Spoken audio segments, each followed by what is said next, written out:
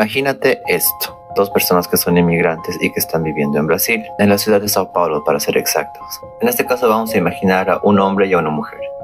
Vamos a decir que el hombre es rico y que la mujer es pobre, porque ya estoy cansado de las historias donde el hombre es pobre. Pero ok, esto es solo una suposición claramente.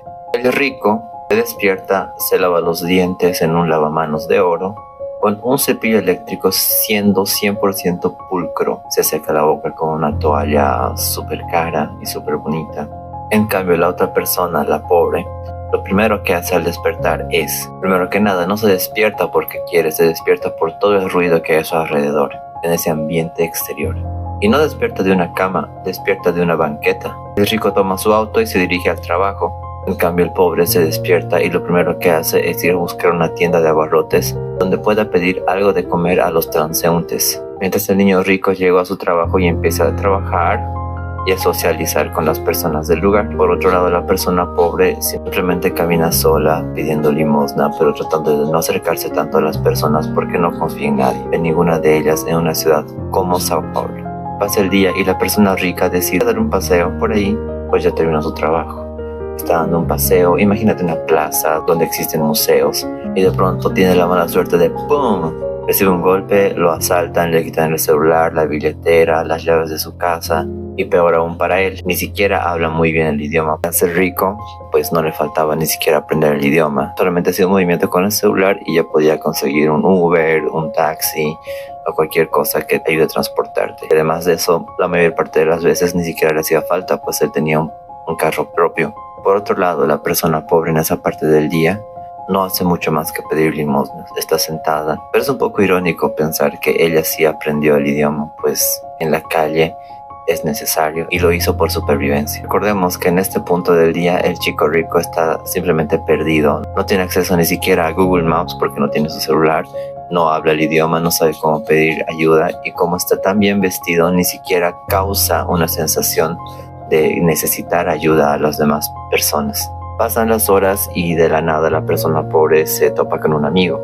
El amigo le ofrece un celular nuevo y le cuenta que tuvo un excelente día porque había conseguido asaltar a un niño rico cerca de donde estaban en ese momento. Y ella ni se inmuta porque es un día cualquiera. Ella recibe ese tipo de noticias todo el tiempo. Así que simplemente continúa su día a día y procede a irse a la estación del metro a seguir pidiendo limosna. En la estación del metro ella se sienta con un letrero que dice que necesita ayuda económica y en eso ve al niño rico. No lo reconoce, no sabe quién es, pero después de todo sucede.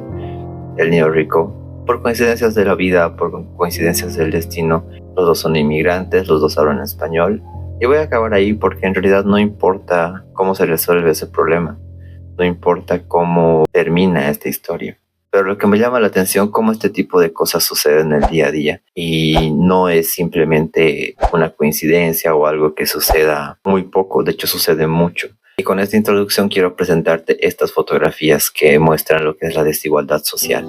De nuevo, estas historias son comunes y reales, pues no solo te muestra que en situaciones iguales las personas actúan igualmente perdidas, sino que demuestra que realmente el dinero y los lujos no necesariamente te dan esa libertad que quieres, no te dan el conocimiento que requieres y si estuvieras en iguales condiciones no te dan la ayuda como otras personas, que a veces eso simplemente te hace más inútil. Este tipo de desigualdad social, según algunos estudios que te voy a dejar en la descripción, es bastante frecuente en los países como Brasil, Colombia, Chile y México. Miren estas fotos, la desigualdad social es tan fuerte, tan jodida, que ya se logra plasmar en una fotografía aérea donde se muestra cómo por un lado tenemos edificios súper caros, edificios súper altos y por otro lado tenemos favelas, tenemos casas de, creo que le dicen casas de Infonavit en México. Tenemos casas que son simplemente precarias, que no tienen ningún tipo de lujos, a veces ni siquiera tienen las necesidades básicas. Es realmente absurdo ver esto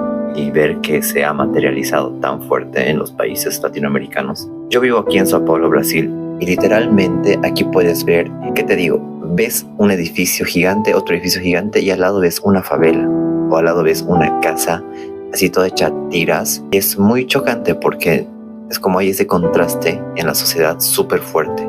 De nuevo, y lo que te conté hoy tiene muchos ángulos que para abordar. La comodidad tóxica, la ingenuidad, la dependencia de la tecnología, la inconsciencia. Pero hoy quiero hablar de la desigualdad social que se provoca simplemente por tener diferentes suertes. Porque no es que el tipo rico sea mejor que la tipa pobre, es que simplemente tuvo más suerte. Porque yo no me creo tanto ese discurso del trabajo duro, ¿sabes? Es tipo, no es lo mismo intentar sobresalir en Venezuela que intentar sobresalir en, qué sé yo, Estados Unidos, ¿verdad? Esa parte de buscar culpables es un tema del que vamos a hablar en otro momento seguramente, pero es importante tener conciencia de las situaciones de cada persona. Por ejemplo, el caso de la inmigración nos pone a muchos en una misma barra. Algunos hemos tenido la suerte de inmigrar teniendo una profesión, viniendo a un país donde sí te toman en cuenta varias cosas, pero otros no han tenido tanta suerte. Otros han venido simplemente con lo que tenían vestido, a probar suerte, a ver qué tal les sale todas las cosas en este país nuevo, en una ciudad desconocida, con tal vez incluso más peligros que en tu propia ciudad, pero con más oportunidades. Nada más miren estas fotos. Es una realidad en la que se vive, no solamente en la parte de los inmigrantes.